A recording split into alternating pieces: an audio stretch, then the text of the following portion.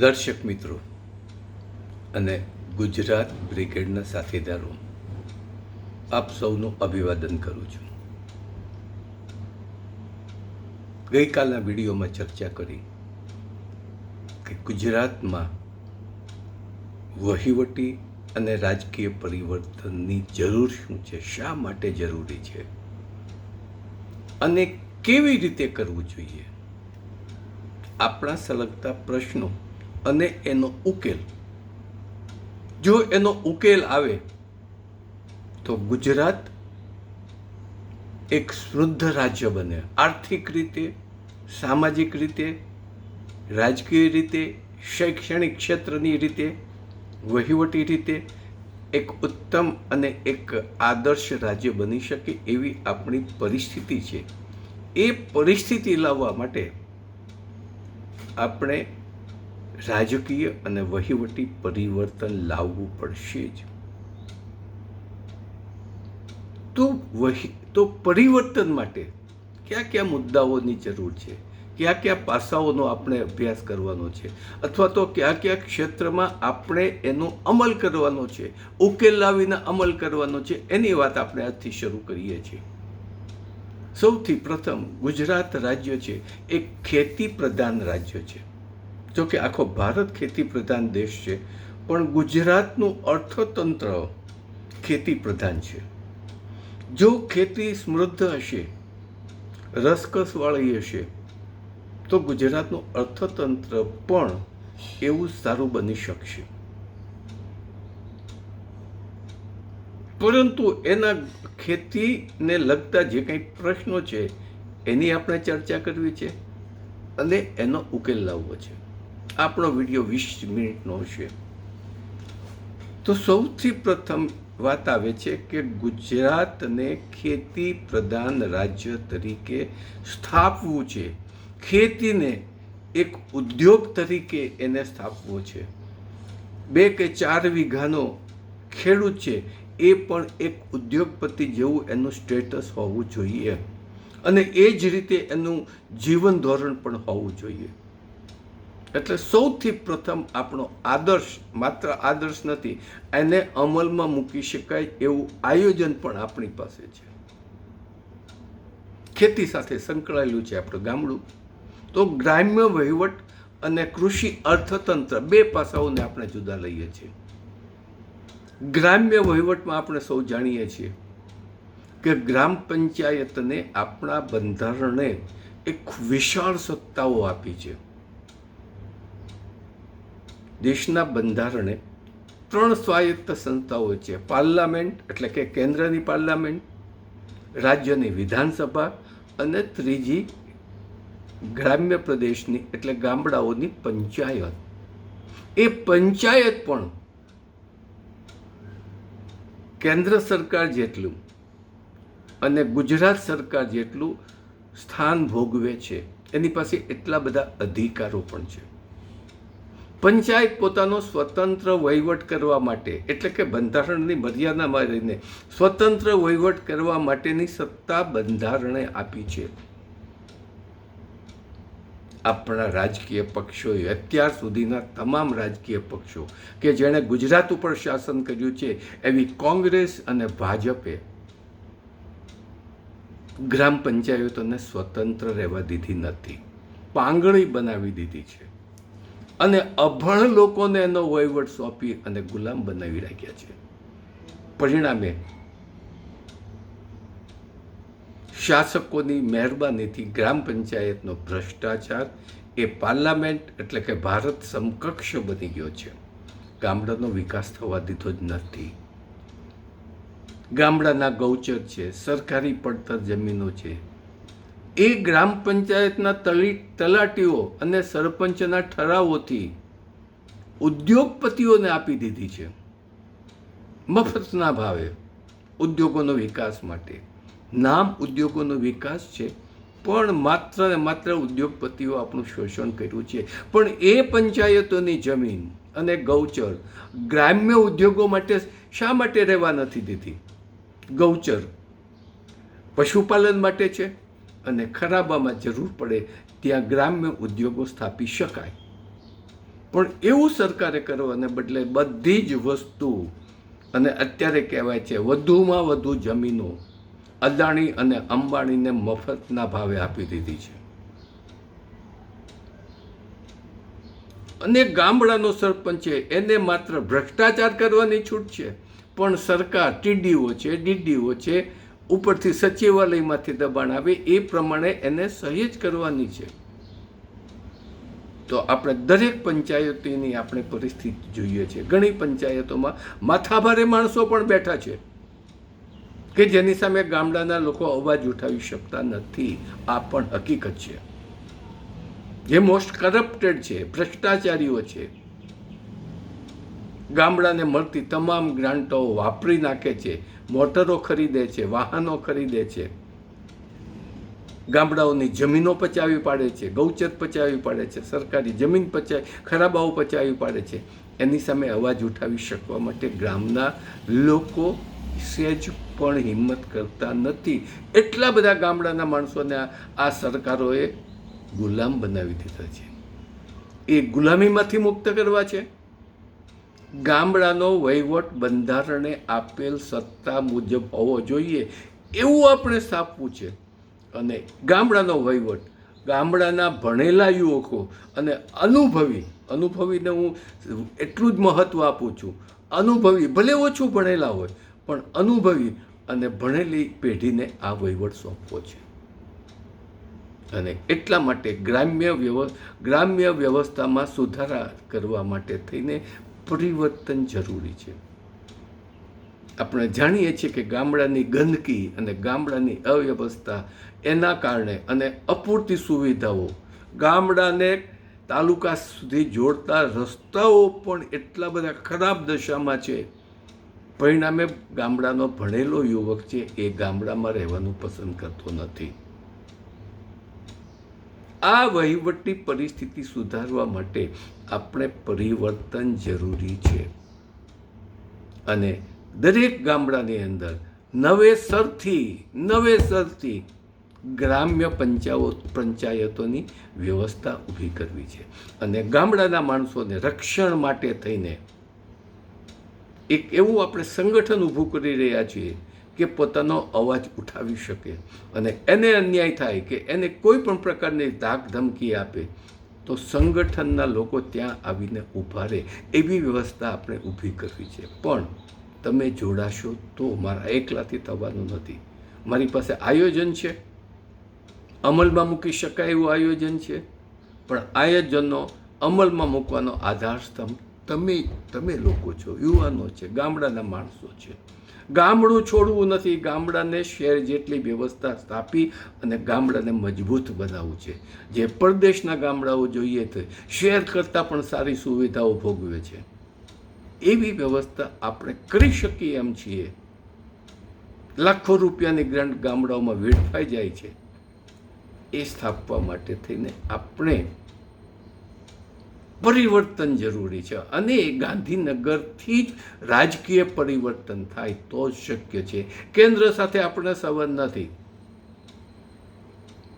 કેન્દ્રને તો આપણે ચેલેન્જ પણ કરી શકીએ, પણ આપણી સત્તા ગાંધીનગરમાં હોવી જોઈએ, આપણી સરકાર ગાંધીનગરમાં હોવી જોઈએ.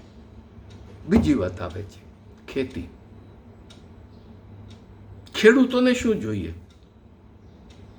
3 વસ્તુ જોઈએ. પાણી, 3 સિઝન માટે પૂરતું પાણી.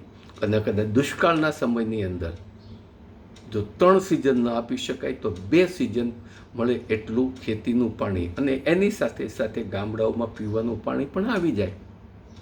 જે અત્યારે ગામડાના લોકોને દુર્ગંધવાળું પાણી પીવું પડે છે, એ પણ એનો પ્રશ્ન સોલ્વ થઈ જાય. ખેતી માટે પૂરતું પાણી જે મળી શકે એવી વાત છે. પછી વાત કરીએ બીજી વસ્તુ, ખાતર. જેને આપણે વિલાયતી ખાતર કહીએ છીએ. એ ખાતરની પ્રથા આપણે દૂર કરવી છે, કાઢી નાખવું છે. અને કેન્દ્ર સરકારને કહેવું છે કે એ ખાતર પાછળ જે તમે સબસિડી તમે આપો છો એ સબસિડી અમારા ગામડાઓને ઓર્ગેનિક ખાતર બનાવવા માટે આપો. અને ન આપે તો એના ઉપાયો પણ આપણી પાસે છે, આપણી પાસે સત્તા હોય તો. આપવી જ પડે એવા શબ્દો વાપરું છું. તો દરેક ગામડાઓમાં ઓર્ગેનિક ખાતરથી ખેતી કરી અને જે કંઈ ઉપજ લઈશું એ ઉપજને દેશમાં નહીં પણ આંતરરાષ્ટ્રીય ક્ષેત્રે એની ખૂબ જ ડિમાન્ડ છે. કારણ કે ભારતની જમીન છે એ ફળદ્રુપ છે, એમાં એના મીઠાશ છે. અમેરિકામાં ગયા પછી મેં જોયું અમેરિકાની કેરી ફાવતી નથી, ટેસ્ટલેસ લાગે, બેસ્વાદ લાગે. જ્યારે આપણી કેસર કેરી કે આપણી હાફૂસ કેરી ખાઈએ મહારાષ્ટ્રની, એમાં ઓરિજિનલ કેરીનો ટેસ્ટ છે. તો આપણી જમીન ફળદ્રુપ છે, કસવાળી પણ છે અને મીઠાશવાળી પણ છે. તો એ જમીનને ફરીવાર ઓર્ગેનિક ખાતર દ્વારા આપણે કેળવવી છે અને 2 કે 3 વર્ષમાં ગુજરાતમાંથી વિલાયતી ખાતરના કારખાનાઓ બંધ થઈ જવા જોઈએ. આપણે જરૂર નથી, કારણ કે એ કારખાનાઓ આપણી જમીનને બગાડે છે. તો ફર્ટિલાઇઝર ફેક્ટરીઓ ગુજરાતમાં બંધ કરવી છે અને એની એ જે ફર્ટિલાઇઝર ફેક્ટરીઓની જમીન અને મશીનરીઓ છે ત્યાં ઓર્ગેનિક ખાતર બને એવી વ્યવસ્થા ઊભી કરવી છે. શક્ય છે અને ચોક્કસ એમાં અત્યારે જે સહકારી સંસ્થાઓ સહકારી ધોરણે જે વ્યવસ્થા છે અને પોતાની બાપ દાદાની પેઢીમાંની અને સહકારી નેતાઓએ જમાવટ કરીને બેસી ગયા છે ફર્ટિલાઇઝર ફેક્ટરીઓમાં, ઇફકો અને જુદી જુદી એની અંદર, કે પોતાની જ જાગીર છે એવું માનીને પોતે વર્ચસ્વ જમાવે છે.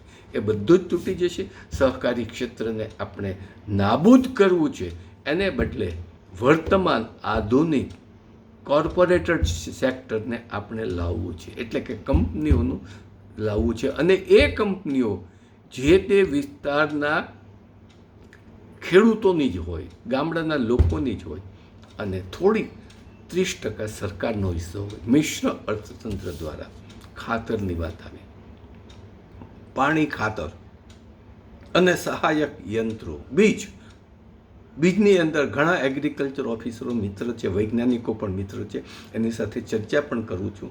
ત્યારે એનો એક જ નિરાશા છે કે અમે જે મહેનત કરી અને જે બીજનું ઉત્પાદન કરીએ છીએ, નવા સંશોધનો કરીએ છીએ, એ સરકાર જુદી જુદી કંપનીઓને આ વેચી મારે છે. ખેડૂતો સુધી તેનો લાભ મળતો નથી. એ પરિસ્થિતિને ટાળવી છે. કૃષિ યુનિવર્સિટીના વૈજ્ઞાનિકોને ખૂબ જ પ્રોત્સાહન આપવું છે, સવલતો આપવી છે, સગવડતાઓ આપવી છે અને એણે તૈયાર કરેલા બીજ સીધા ખેડૂતો પાસે પહોંચે, કોઈ વચોટિયા માણસ નહીં, એવી વ્યવસ્થા સ્થાપવી છે જે શક્ય છે. અને જેના માટે થોડા કૃષિ વૈજ્ઞાનિકો સાથે વાત કરું છું તો એ આ વાત સ્વીકારે પણ છે. તો આપણી પાસે 3 વસ્તુ જોઈએ: પાણી, ખાતર અને બિયારણ. અને ચોથું, ખેડ માટે આપણા બળદની પ્રથા તો રાખવી છે, પણ નાના નાના યંત્રોને પણ આપણે ઉમેરવા છે. અને નાના નાના યંત્રો એટલા માટે કે આપણી પાસે જે મજૂરોનો પ્રશ્ન છે એ સહેલાઈથી દૂર થઈ શકાય છે. અને આજે ઘણી વાર વિડીયો જોઉં છું કે ગામડાના માણસોએ એવા નાના નાના યંત્રો બનાવ્યા છે કે 60,000નું ટ્રેક્ટર છે એ 30-40 હજારમાં એ ટ્રેક્ટર તૈયાર થાય. તો શા માટે 60,000ની, સોરી, 4-5 લાખનું ટ્રેક્ટર છે એ 50-60 હજારમાં તૈયાર થાય છે? આવી તો આપણી કુશાગ્ર બુદ્ધિ ગામડાના માણસોની છે. ગામડાના માણસને અભણ ન સમજતા, બુદ્ધુ ન સમજતા, એની પાસે જે તાકાત છે ને એ શહેરના IAS અધિકારીઓ પાસે પણ નથી. તો એને આપણે પ્રોત્સાહન આપી અને ગામડાના જે આપણે હમણાં વાત કરીશું એવા કેન્દ્રોમાં નાના નાના ઓજારો બનાવે. અને આપણા ગામડાનો લુહાર અને મિસ્ત્રી એ અપાર શક્તિ ધરાવે છે, જેની પર વિશ્વકર્મા દાદાના 4 હાથ છે. હું ઘણીવાર એવું કહું છું કે મિસ્ત્રી એટલે કે જે લુહાર છે, મિસ્ત્રી એટલે દરેક કોમમાંથી આવી જાય છે. લુહારમાંથી આવી જાય છે, સુથારમાંથી આવી જાય છે, અને અત્યારે કુંભાર જ્ઞાતિમાંથી પણ સારા કડિયા અને સારા કોન્ટ્રાક્ટરો છે. આ બધા ટેકનિકલ માણસો છે જેની પર વિશ્વકર્મા દાદાના 4 હાથ છે. એના દીકરાઓને અહીંયા ભેગા રાખી, એની યંગ જનરેશનને ભેગા રાખી, એના એન્જિનિયર્સને ભેગા રાખીને આવી નાની નાની ફેક્ટરીઓ જો ઊભી કરીશું તો આપણા ખેડૂતોને સાવ નજીવા કિંમતથી યંત્રો મળશે. અને એનો ફાયદો એ થશે કે કમોસમી વરસાદ, હવામાનનો પલટો ખાય એ સમયે તરત જ આપણે પોતાની જે કંઈ તૈયાર પાક હોય એને ઝડપથી લઈ શકે અને ગોડાઉન ભેગો કરી શકે. ખેડ ખાતર ને પાણી, અમારા સમયમાં એવું ગામડામાં બોલાતું, ગામડામાં જ મોટો થયો છું. ખેડ ખાતર અને પાણી ભાગ્યને લાવે તાણે, એ વ્યવસ્થા આપણે સ્થાપવી છે. એટલે એ વસ્તુ, એ 3 વસ્તુનું સંયોજન થાય. અને સાથે સાથે બીજી વાત પણ કરી દઉં કે ગુજરાતમાં એક કચ્છનું નાનું રણ સરોવર, સામખિયાળી પાસેનું, ત્યાં એક જ વર્ષમાં, ફક્ત એક વર્ષમાં ડેમ થઈ શકે એમ છે. અને એ ડેમમાં એટલી બધી એ નાના રણની અંદર કચ્છ, સાબરકાંઠા છે, ગુજરાતની, ઉત્તર ગુજરાતની, સૌરાષ્ટ્રની નાની નાની નદીઓના વહેણ ચોમાસામાં ત્યાં આવે છે, પણ એ બધા પાણીઓ સમુદ્રમાં વહી જાય છે. ઓછામાં ઓછે ખર્ચે એક જ વર્ષમાં એ ડેમ થઈ શકે એમ છે. અને એ ડેમ થાય તો નર્મદાની 80% કેપેસિટી જેટલો ડેમ થાય. જો નર્મદા આખા ગુજરાતને પાણી પૂરું પાડી શકતી હોય તો આ નાના રણ સરોવરનો ડેમ છે કચ્છ, બનાસકાંઠા, મહેસાણા જિલ્લાના અમુક ગામડાઓ, કચ્છ અને સૌરાષ્ટ્રને ખેતી માટે 3 સિઝન સુધી પાણી પાડી શકે. અને આ બધું સંશોધનનો યશ જયસુખભાઈ પટેલને જાય છે. એણે એ કચ્છના નાના રણ સરોવરમાં ખુલ્લા પગે હમણાં કુટુંબ સાથે, એના ટેકનિશિયનો સાથે ખૂબ ખર્ચો કરી અને રખડીને આખે આયોજન કર્યું છે. અને એ આયોજન મોદી સાહેબને ખૂંચ્યું છે, કારણ કે એ નાના રણ સરોવરની અંદર એ વિસ્તારમાં માફિયા મીઠાના ઉત્પાદકો પોતાનો પગ પેસારો કરીને બેઠા છે, જેને કલેક્ટર પણ કાંઈ કહી શકતા નથી ને એની મુલાકાત પણ લીધી છે. હપ્તાઓ આપતા હશે, નહીતર આ મોદી સરકાર કોઈને મફત આપે નહીં. અને એ માફિયાઓ જે એની અંદર મીઠાના ઉદ્યોગો સ્થાપીને બેઠા છે, આસપાસના ગામડાઓની જમીનોને ખરાબ કરી નાખે છે. તો એની જગ્યાએ જો રણ સરોવર થાય તો સૌરાષ્ટ્ર, કચ્છ, બનાસકાંઠા અને મહેસાણો લીલોછમ બની જાય. આ યોજનાને આપણે અમલ કમનસીબી મને લાગે છે, વાત ન કહેવી જોઈએ પણ કહી દઉં છું કે જયસુખભાઈને મોરબીનો પુલ ઊભો કરવામાં, એમાંથી કમાણી માટેને પૈસા ભારનો પણ રસ ન હોય, કારણ કે એની ફેક્ટરી, એના ઉદ્યોગો કરોડો રૂપિયા આપે છે. તો 5-25 લાખ જો એ પુલમાંથી મળતા હોય તો એને ચા પાણીના ખર્ચા જેવી વાત આવે, એમાં કોઈ દિવસ માથું ન મારે. પણ મને એવું લાગે છે, અમારું મંતવ્ય છે કે આ વારંવાર મોદી સાહેબ પાસે એની માગણી કરતા હતા, ત્યારે એન કેન રીતે જયસુખભાઈને ફસાવી અને આજે જેલ ભેગા કર્યા છે. અને જો આપણી સરકાર આવશે તો જયસુખભાઈને માન સહિત જેલમાંથી બહાર કાઢીશું. અમારે એની ચા પીવા પણ નથી જવી, આજે નહીં ને ભવિષ્યમાં પણ નહીં. પણ જેણે ગુજરાતના ખેડૂતો માટે ખૂબ કામ કર્યું છે એને બિરદાવવા છે. અને એ મોરબીનો પુલ તૂટ્યોથી શા માટે એના સુધરાય, મોરબીના સરકારી વ્યવસ્થા તંત્ર, કલેક્ટર ઓફિસના માણસોને, એટલે કલેક્ટરોને એને જવાબદાર ઠેરવીને એની ઉપર શા માટે કોર્ટે સજા નથી કરી? કારણ કે કોર્ટ હંમેશા સરકારી અધિકારીઓને બચાવે છે અને આવા નિર્દોષ માણસોને ફસાવે છે. આ પણ આપણે કરવું છે. તો આજનો વિડીયો 20 મિનિટ થાય છે. આવતીકાલના વિડીયોની અંદર આ કૃષિ અર્થતંત્રની વાત કરીશું કે ગામડાનો ખેડૂત કેવી રીતે ઉદ્યોગપતિ બની શકે. મિત્રો, એક જ અપીલ કરું છું, અને આખી ઝુંબેશ છે એ મારા વ્યક્તિગત સ્વાર્થ માટે પણ નથી, બહુ સ્પષ્ટ કહું છું. અને એજ ઓફ 82, 82 વર્ષની ઉંમરે આજે ઝુંબેશ શરૂ કરું છે એ ગુજરાતના લોકોને અર્પણ કરીને કરું છું. વંશ વારસાગત મારી પછી કોઈ પણ મારા કુટુંબનો સભ્ય રાજકારણમાં નહીં આવે. જેમ કેજરીવાલે એની પત્નીને, આમ આદમી પાસે ઘણા સારા નેતાઓ હતા, છતાં કેજરીવાલે એની પત્નીને નેતા બનાવી દીધા એની ગેરહાજરીમાં. એટલે કે કેજરીવાલ પણ વંશ વારસાગત ગાદી ટકી રહે એવું જ ઈચ્છે છે. એટલે એ ભાજપ અને કોંગ્રેસ કરતાં સેજ પણ ઉતરતો નથી. આપણે એ પ્રણાલિકા તોડવી છે. લોકો નેતાઓ નક્કી કરે અને એ નેતાઓ આપણે ત્યાં પક્ષ ચલાવે. આ વ્યવસ્થા માટે ગ્રામીણ અર્થતંત્ર ઉપર, કૃષિ અર્થતંત્રની આવતીકાલના વિડીયોમાં વાત કરીશું. વિડીયોને સાંભળજો. ખેડૂતો સાંભળે, પણ ખેડૂતો સાંભળવા તૈયાર નથી. એને તો એક મનોરંજનવાળા વિડીયો હોય તો એ સાંભળે છે, કે રાજકીય પક્ષના તીખા ભાષણો સાંભળે છે, પણ પોતાના હિતની વાત આપણા ખેડૂતો સાંભળતા નથી.